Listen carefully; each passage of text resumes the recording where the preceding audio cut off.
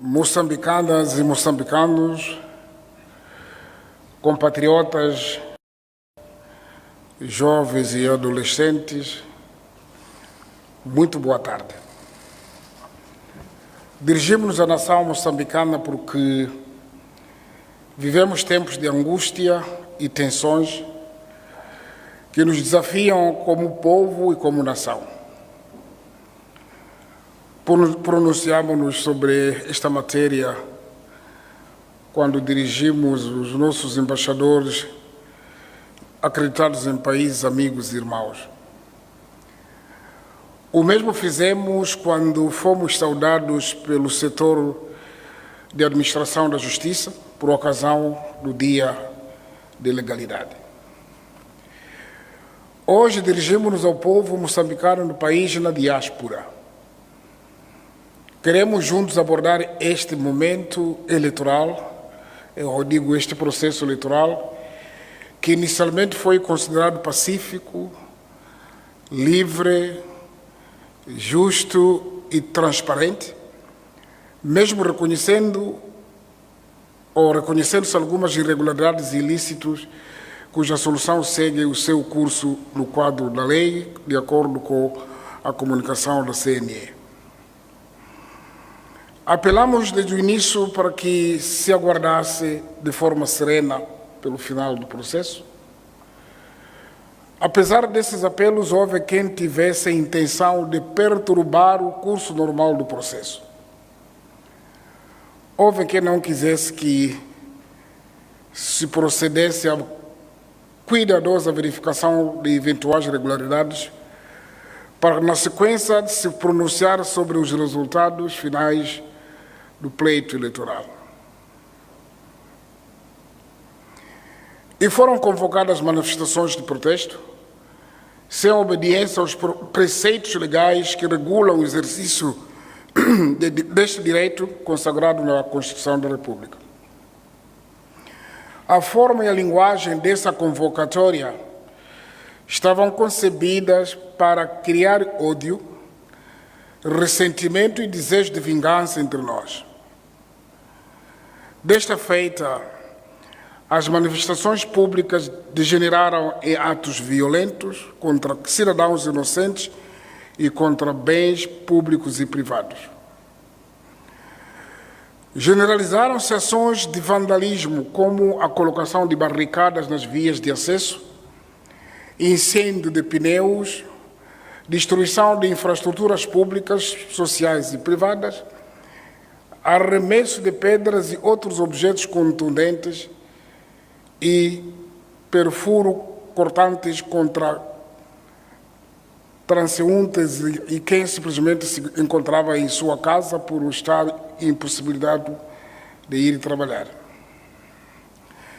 Esses incidentes ocorreram com maior incidência nas cidades capitais, e mais aqui em Maputo, Matola, na Beira, Zambésia, Nampula. Contra essa propagação do ódio e da violência ergueu-se um coro de vozes dentro e fora do país. Essas vozes clamaram e clamam pela paciência, civismo e serenidade. Clamores de diversos quadrantes levantam-se contra esta tentativa de instalar o caos no nosso país. Destacam-se os líderes de partidos políticos, líderes religiosos, associações e algumas ordens profissionais. Juntaram-se também a este clamor os movimentos cívicos de cidadãos nacionais, acadêmicos, estudantes, músicos, comerciantes, vendedores informais, trabalhadores domésticos, transportadores semicoletivos, entre outros. Todas estas vozes exigem que se ponha a cobro a esta tentativa de semear o caos em Moçambique. Moçambicanas e moçambicanos, compatriotas, o governo moçambicano deve assegurar o legítimo direito que os cidadãos têm de realizar manifestações. mas necessita igualmente de assegurar os direitos dos outros cidadãos, que são a maioria dos trabalhadores das zonas urbanas e rurais de Moçambique. O governo deve ainda garantir os direitos constitucionais fundamentais, como a livre circulação de pessoas e bens, pois de todos se faz um país.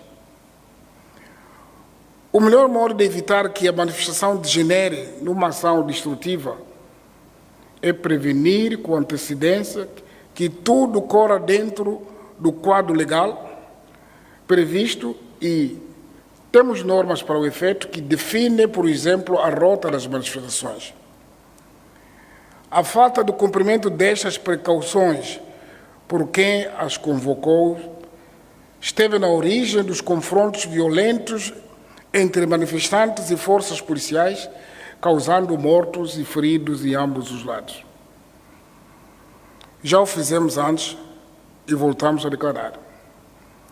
Lamentamos estas percas de vidas humanas e mesmo os feridos, alguns deles tivemos ocasião de visitá-los nos hospitais. Lamentamos os civis e os agentes de ordem que foram vítimas destes eventos. Todos devemos fazer de tudo para salvaguardar o nosso maior valor, que é a vida. Aos agentes da autoridade reiteramos um apelo a privilegiarem o uso de contenção e de uma intervenção não violenta. As forças de defesa e segurança devem continuar a servir o seu povo. O recurso ao uso da força deve ser apenas em situações extremas para defender vidas e economia nacional. Não queremos que ocorram situações em que todos sairemos a perder. Em nome da vida, em nome da paz e do diálogo, fazemos um apelo para que os mais jovens, repito, os mais jovens, adolescentes e crianças não sejam mais usados para disputas que devem resolver nas instituições nos momentos próprios.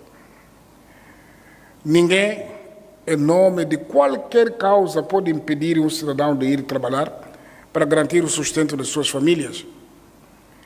Ninguém pode impedir o funcionamento dos serviços públicos, dos hospitais, das escolas, dos mercados e dos transportes públicos.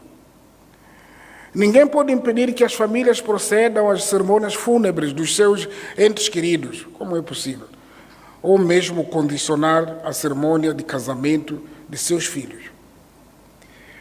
Ninguém pode violar as leis municipais que protegem o repouso das pessoas depois de certas horas de noite. Ninguém se pode ver intimidado porque o seu vizinho bate violentamente o portão ou a porta da sua casa só porque não quis se manifestar. As confissões religiosas não podem ser obrigadas a adiarem cerimônias solenes dos seus fiéis, previamente agendadas. Nenhum agente da polícia, nenhum soldado deve representar receio ou medo ao cidadão que ele jurou proteger. Nenhum civil deve agredir os agentes da autoridade, cuja função é proteger a sociedade em que todos nós vivemos, incluindo essa pessoa. A nossa democracia é jovem e está a aprender a caminhar, porque as velhas democracias também por si só ainda não se reencontraram na totalidade. Não existem aqui professores nem alunos, todos estamos a aprender. A amarga experiência de guerra, de desestabilização e todo o processo de reconciliação nacional ensinou-nos algo que não podemos esquecer. Vamos dizer aos jovens, aos adolescentes, daquilo que passamos, porque eles hoje não vivem isso. O nosso adversário político não pode ser convertido num inimigo. Não existem, de um lado, os puros, ou do outro lado, os culpados. Não existem, de um lado, os anjos e, de outro lado, os demônios. somos todos moçambicanos. Cada um tem a sua missão, a sua importância nesta nossa sociedade. Devemos respeitar a profissão ou a razão de existência de cada um de nós. Não há maior profissão que outra. No nosso seio não há pequeno nem grande. Infelizmente, ao longo deste período eleitoral, assistimos um movimento de diabolização de adversários políticos, feita por alguns políticos. Esta diabolização incitou a violência contra os outros, contra os membros das Forças de Defesa e Segurança, do Secretariado Técnico de Administração Eleitoral, da Comissão Nacional de Eleições e de alguns partidos políticos. E acabou por se instalar uma espécie de convite para a caça ao homem, com ameaças de morte aos supostos adversários e aos seus familiares, para além do exercício de violência psicológica e física a quem ouse contrariar certos posicionamentos políticos, numa clara atitude de intimidação. Todos os dias somos confrontados por vídeos e áudios nas redes sociais, retratando atos de linchamento, insultos, exaltação de ódio, demonizando outras formações políticas em nome de alegada justiça eleitoral. Ainda hoje temos relatos de quem está a incitar ao uso de pneus para queimar um outro ser humano que não se compadece com as manifestações. Mas também assistimos, e cada vez mais clareza e apelos comoventes, para o fim da violência, mesmo de quem anteriormente preparou violência. E isso é positivo. Cada vez mais se pede aos fabricantes do ódio que abrandem o seu discurso. Cada vez mais se apela a que se encontrem outras formas de reivindicar, mantendo a calma e a serenidade até que o veredicto sobre os recursos do Conselho Constitucional seja proferido e os resultados validados e proclamados. Caros compatriotas, gostaria de vos trazer um balanço preliminar das ocorrências que se registraram ao longo destes dias de violência. Nestes últimos dias, ocorreram mais de 200 manifestações marcadas pela vandalização de bens públicos e privados, roubos, saques em estabelecimentos comerciais, queima de pneus, bloqueio das vias públicas, entre outros. Em paralelo, ocorreram atos de sabotagem contra antenas de telefones móveis e postes de energia. Para onde vamos? Estes dados dizem respeito a consequências indiretas da onda de violência. Mas os tumultos provocaram danos diretos nas pessoas. Em consequência, ficaram feridos 807 cidadãos, dos quais 66 membros da PRM. Lamentamos a perda de vida de 19 concidadãos, 5 dos quais membros da PRM. Os danos desta violência pública acabaram agredindo aqueles que mais sofrem de carências sociais, isto é, os trabalhadores mais desprotegidos e os cidadãos mais vulneráveis.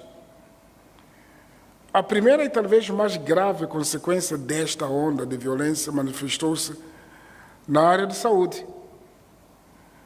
A título meramente exemplificativo, registrou-se uma redução de 60% do número de pacientes atendidos nos serviços de urgência, de pediatria e de adultos, respectivamente. Houve ainda uma redução de 54% no número de doações de sangue.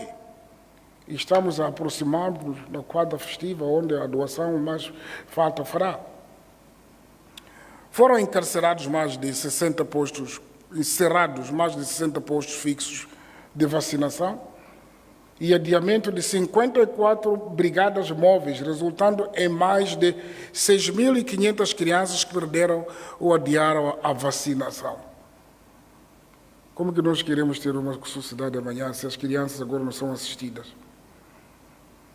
para além de uma redução de mais de 60% dos profissionais de saúde nas unidades sanitárias.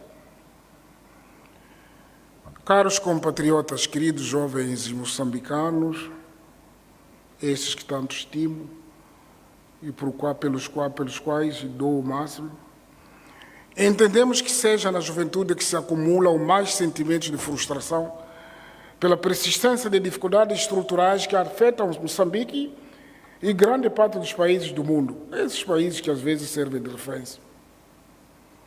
No entanto, esses sentimentos, por mais legítimos que sejam, não podem constituir motivo para destruir o frágil patrimônio do nosso país. Não pode. Espalhar o medo pelas ruas apenas agrava a nossa condição. Bloquear as estradas e instalar postos de cobrança coerciva de dinheiro em nada ajuda ao crescermos. Dar ordem violenta para o despejo de passageiros dos transportes públicos em nada ajuda o nosso desenvolvimento. É muito triste que se tenha faltado ao respeito e solidariedade à nossa seleção nacional de futebol, que está neste momento a defender a nossa bandeira multicolor rumo a uma grande competição africana. A nossa seleção simboliza aquilo que somos todos nós, na nossa diversidade. Ou talvez mesmo dizer, na nossa diversidade. Atacar os nossos representantes é atacar a nossa própria dignidade coletiva. Por isso, em vosso nome, em nome de todos os moçambicanos no território nacional e mesmo que estão na diáspora, faltando aproximadamente, ou seja, alguns minutos para os bambas representar o nosso país, com orgulho que têm, com patriotismo, permita-me que deseje a digna qualificação a esta nobre seleção de todos nós. Caros cidadãos, a cada vez que não se permite que um ou outro jovem se faça ao local de trabalho e se destrói estabelecimentos comerciais, lojas, barracas, padarias, entre outros, está-se a contribuir para que estes locais corram o risco de encerrar. Os seus trabalhadores correm o risco de, no fim do mês que se aproxima, não oferirem o salário esperado, porque ficaram, por um lado, sem trabalhar e, por outro, sem local onde prestar o seu trabalho. Deste modo, todos aqueles que dependem do seu salário, digo pais, filhos, irmãos, ficam prejudicados, aumentando ainda mais o número de desempregados. A falta do seu ordenado mensal vai limitar a sua capacidade de compra. É a nossa mãe, a nossa irmã, a nossa vizinha e irmã do mercado que perde o seu cliente. É mais uma criança que ficará sem o seu lápis, seu caderno escolar, porque os seus pais não tiveram a oportunidade de gerar renda. Os ataques contra bens públicos e privados vão para além de simples destruição de edifícios, equipamentos, documentos importantes para os cidadãos, viaturas ou asfalto. São, acima de tudo, ataques contra a nossa dignidade. A própria pessoa que destrói está a atacar a sua própria dignidade, humanidade e economia. Estes ataques representam a tentativa de retroceder os ganhos que, com muitos sacrifícios, os moçambicanos conseguiram obter ao longo dos anos. Pretendem ofuscar o trabalho que juntos fizemos ao longo dos anos, mas nos trava o vento com as mãos.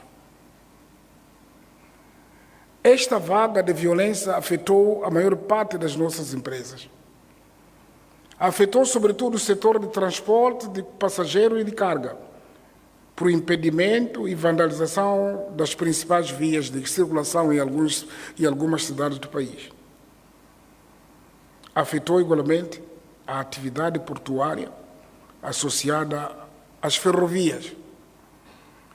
No setor de transporte de passageiros e de carga, diversas vias nas cidades não só têm impedido a circulação, bloqueios por pessoas manifestantes com objetos diversos, incluindo a vandalização de sinais de trânsito. O mesmo tem se verificado nos corredores, onde se destaca o corredor de Maputo, o corredor da Bandeira, de referência com o bloqueio na estrada N4. A linha férrea Maputo-Rissano Garcia, bem assim, fronteira de Rissano Garcia. Estas ações, para além de prejudicarem as exportações de produtos nacionais e em trânsito, estão a criar disrupções significativas de cadeias de abastecimento de produtos de primeira necessidade para os principais centros de consumo. Ainda no âmbito dos impactos sociais e econômicos, gostaria de sublinhar 3 consequências graves relativas aos efeitos de natureza macroeconômica resultantes de manifestações. Primeiro, a escassez de produtos alimentares e energéticos desencadeia a inflação, que provoca o aumento do preço de mercado de retalho de arroz, farinha, feijão, amendoim, óleo e outros produtos básicos. Isto significa que com o mesmo salário passaremos a comprar menos produtos. Segundo, os prejuízos a serem refletidos nas contas de resultados das empresas afetadas implicarão a quebra de receitas fiscais, resultando deste logo numa posição desfavorável das contas públicas. Isso, caros compatriotas, é destas receitas fiscais que nós conseguimos comprar o comprimido, pagar o salário do professor, do enfermeiro, do advogado. E essas limitações existirão por causa disso. Terceiro, as manifestações acarretam uma percepção negativa e de risco do país, o que se contabiliza por um maior prêmio de risco na taxa de juros para investimentos localizados em Moçambique. Isto é, os investidores ficam receosos em investir no país, procurando outros países reputados como mais seguros, mas ainda Moçambique continua vendível e comercial.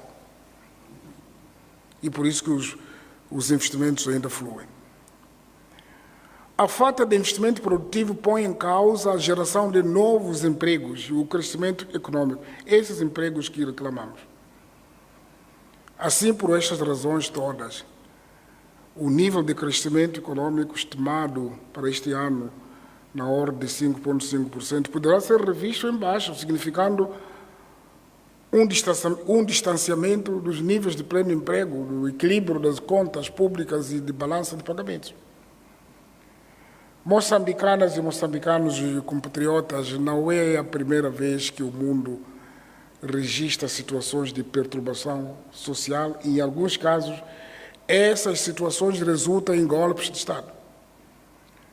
Noutros casos, a violência social prolongada acabou por tornar essas nações em territórios ingovernáveis e onde não se governa quem sofre é o cidadão. Não há quem é responsável de nada. Onde até agora reina caos, conhecemos social. Não sei é o que os moçambicanos pretendem, não sei se é o que os moçambicanos pretendem. Pois existem algumas afirmações nesse sentido. A movimentação por instigação de cidadãos das províncias para a capital do país no passado dia 7 de novembro correto. A nossa preocupação no que tange à segurança do país aumentou, pois alguns comportamentos vivenciados são similares aos que se vivem nas zonas assoladas pelos atos terroristas.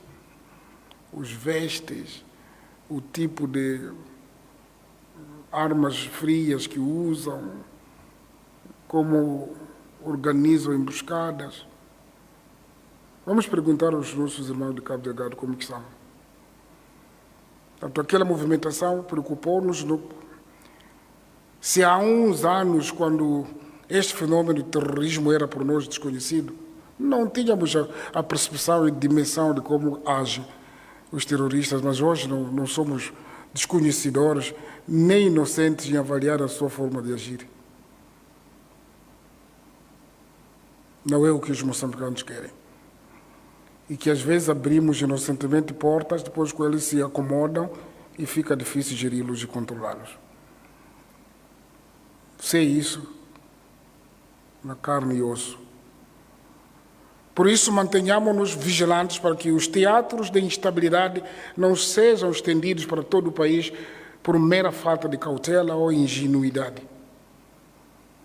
Façamos isso enquanto as nossas briosas e bravas forças de defesa e segurança se concentram a combater nas zonas já identificadas onde este fenômeno tende a reduzir.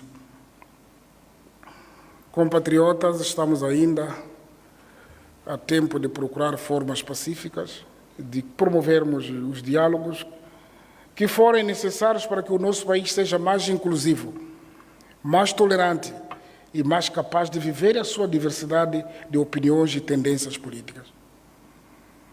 Nos últimos tempos tenho recebido apelos e solidariedade de todas as forças vivas da sociedade moçambicana, e mesmo fora, sobre a necessidade de mais diálogo.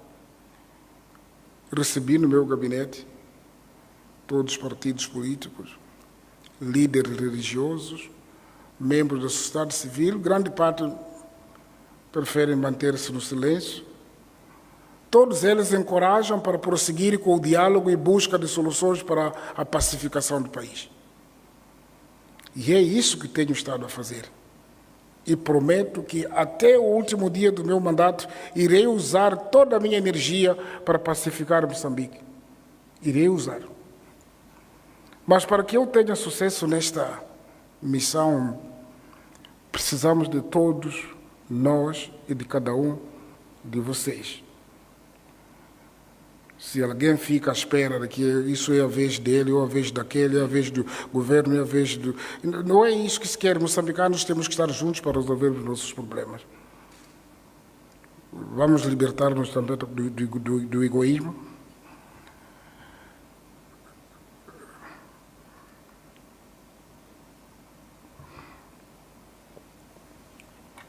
Porque não é com o egoísmo que nós podemos resolver esse problema, e não queremos que haja que o principal ou quem resolve o problema.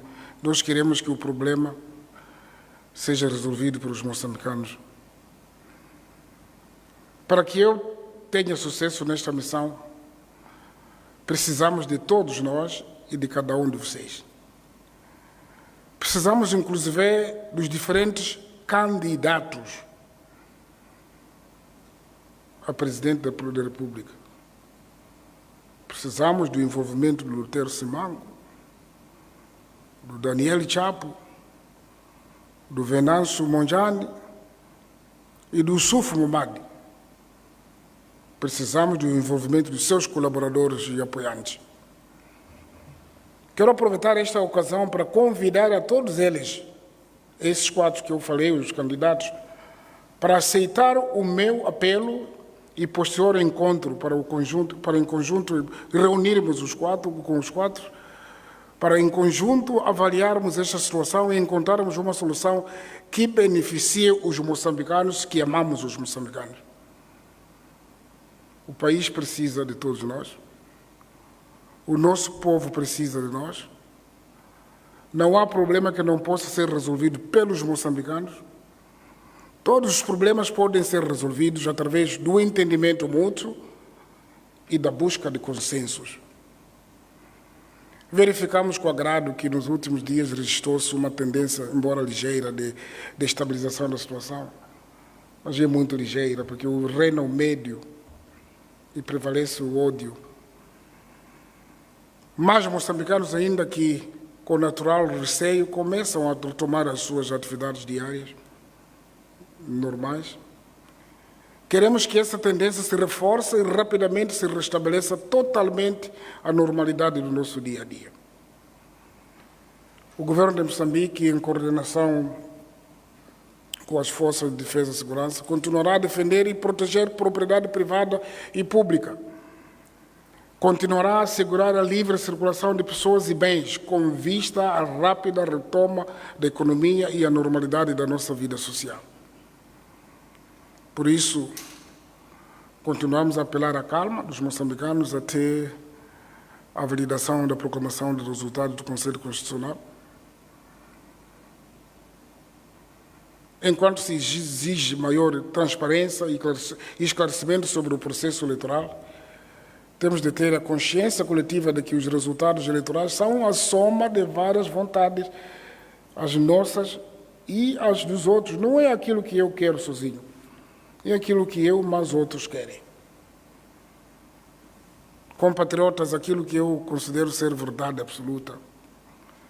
Só assim será se resultar a soma total de votos expressos por todos os cidadãos que foram às urnas, portanto, as outras verdades. E a responsabilidade para a normalização da situação depende de todos nós.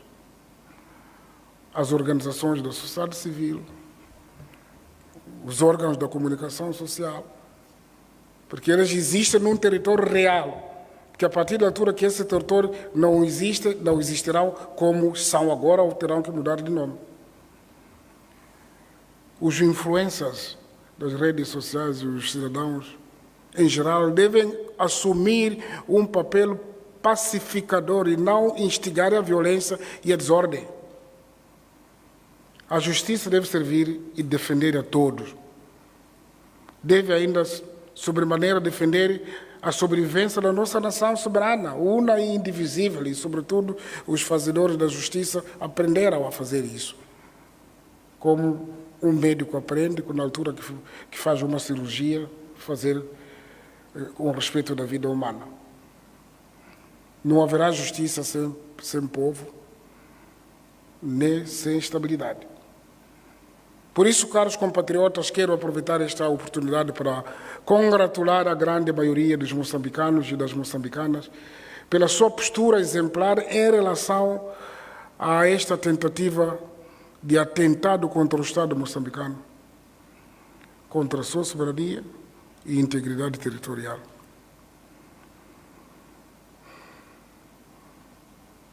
Podem estar certos de que, durante todo este tempo, nunca paramos de trabalhar para reverter esta situação, mas sempre digo, nós não gritamos para dizer que estamos a trabalhar.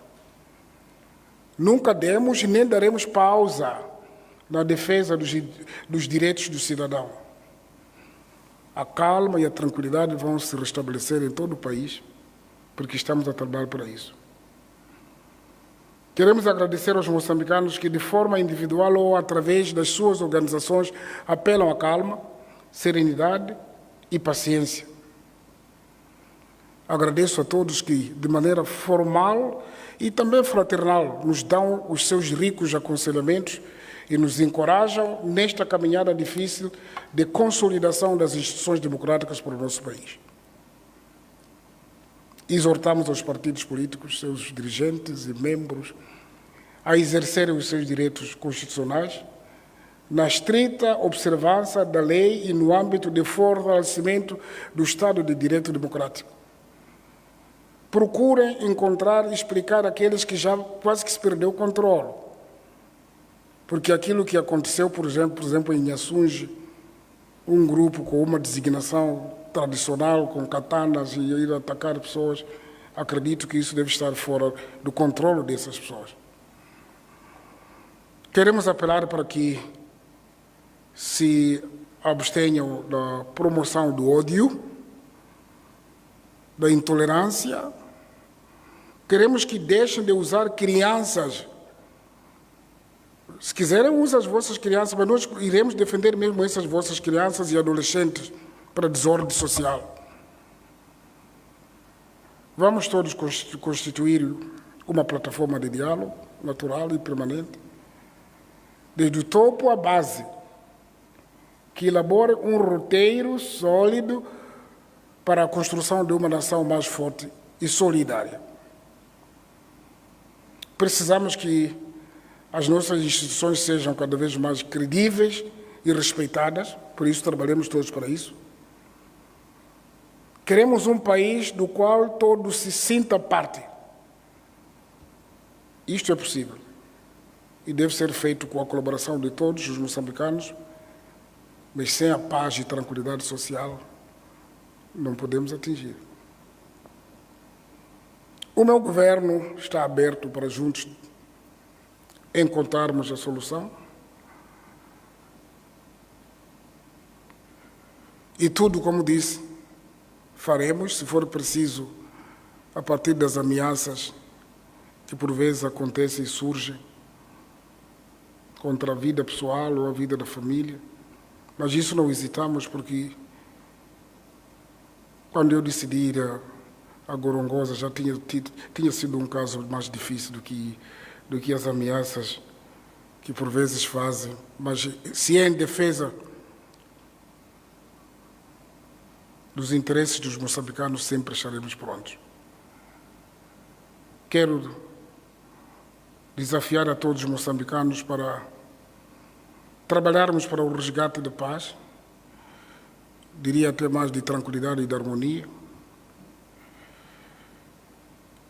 E penso que, mais uma vez, voltemos a trabalhar,